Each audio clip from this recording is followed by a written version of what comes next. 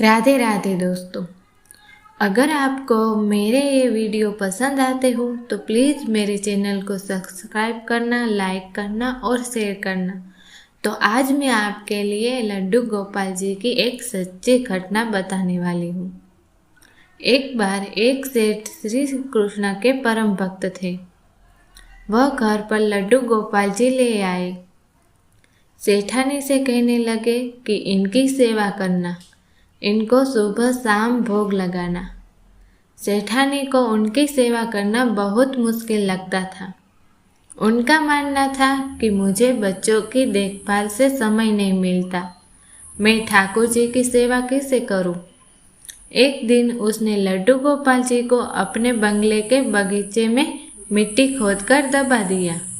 अपने पति को कहा कि लड्डू गोपाल जी चोरी हो गए। सेठ जी ने बहुत दुख हुआ, लेकिन ठाकुर जी की इच्छा मानकर मन महसूस कर रह गए। उनके घर में एक माली बगीचे की देखभाल के लिए अक्सर आता था। उसे बगीचे का वह भाग आकर्षित करता जहाँ सेठानी ने लड्डू गोपाल जी को दबाया था। एक दिन उसने उस भाग को खोदा तो उसे लड्डू गोपाल जी मिल गए।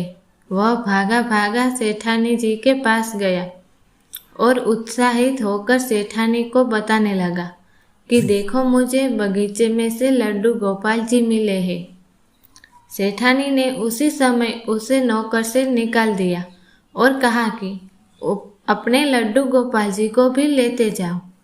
सेठानी ने आस पड़ोस के घरों में यह बात फैला दी कि यह माली चोर है, इसलिए सभी ने उसे काम से निकाल दिया। सेठानी के मन में था कि कहीं माली बगीचे में से ठाकुर जी मिलने की बात उसके पति को ना बता दे, इसलिए उसने यह सारा षड्यंत्र रचा। माली मायूस होकर घर चला गया और पत्नी को लड्डू गोपाल सौंपकर रोने लगा। पत्नी ने कहा, क्यों रो रहे हो? यह तो अच्छी बात है कि आप लड्डू गोपाल घर पर लेकर आए। माली ने सारी बात अपनी पत्नी को बताई कि कैसे लड्डू गोपाल के मिलते ही उसकी नौकरी चली गई। इसी में अच्छी बात क्या है? पत्नी ने पति को ढांढस बताया और कहा कि ईश्वर पर विश्वास रखे, इसमें भी उन्होंने कुछ अच्छा ही सोच रखा होगा।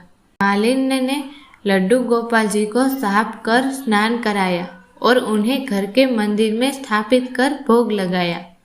जो मिट्टी ठाकुर जी के साफ करने के बाद मिली थी, उसने अपने पति से पूछा कि इसका क्या करूं?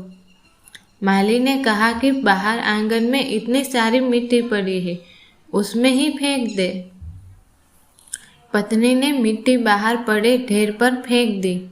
अब माली का 2 वक्त का गुजारा भी बहुत मुश्किल से हो रहा था, क्योंकि उसके चोर होने की झूठी खबर के कारण उसे सभी ने नौकरी से निकाल दिया था। एक दिन एक व्यक्ति उसके घर के बाहर से निकल रहा था। उसके घर के बाहर पड़ी मिट्टी में बहुत सुंदर फूल खिले देखे तो उसने माली को बाहर बुलाया। उसने पूछा कि क्या तुम इन फूलों के बारे में जानते हो?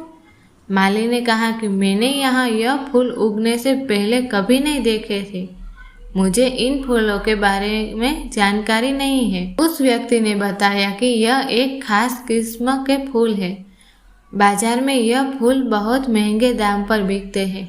माली ने जब फूल के बारे में जानकारी इकट्ठी की तो उस व्यक्ति की बात सच निकली। वो फूल खास किस्म के थे और बहुत महंगे दाम पर बिकते थे। अब उसने उन फूलों की खेती बड़े पैमाने पर करनी शुरू कर दी। कुछ ही वर्षों में वह धनवान बन गया। उन दोनों पति पत्नी ने निश्चय किया कि ठाकुर जी की सेवा में विघ्न न आए, इसीलिए हम बचा नहीं करेंगे। ठाकुर जी की सेवा हम बच्चे की तरह करेंगे। एक दिन उस माली के घर एक भिखारिन भीख मांगने आई।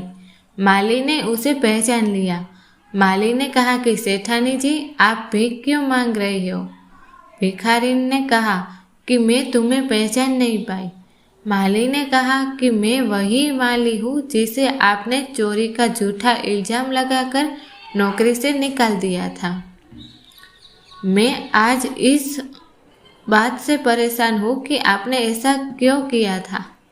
तब सेठानी ने कहा कि मेरे पति की मृत्यु हो गई है और जिन बच्चों की देखभाल करने के लिए मैंने ठाकुर जी को मिट्टी में दबाया था, उन्होंने मुझे घर से निकाल दिया। मैं अब भीख मांग कर गुजारा करती हूँ। मैंने तुम पर झूठा इल्जाम इसलिए लगाया था कि कहीं बगीचे में से लड्डू गोपाल निकलने की बात तुम मेरे पति को न बता दो। माली ने कहा कि अब आप परेशान ना हो, आपकी सेवा मैं करूँगा, क्योंकि कारण चाहे जो भी हो, लेकिन आप ही वजह है मेरे लड्डू गोपाल जी मिले और उन्होंने मेरा जीवन बदल दिया। तो बोलिए लड्डू गोपाल की जय। जय श्री कृष्ण। अगर आपको ये कहानी पसंद आई हो तो प्लीज़ मेरे चैनल को सब्सक्राइब करना, लाइक करना और शेयर करना। जय जय श्री राम।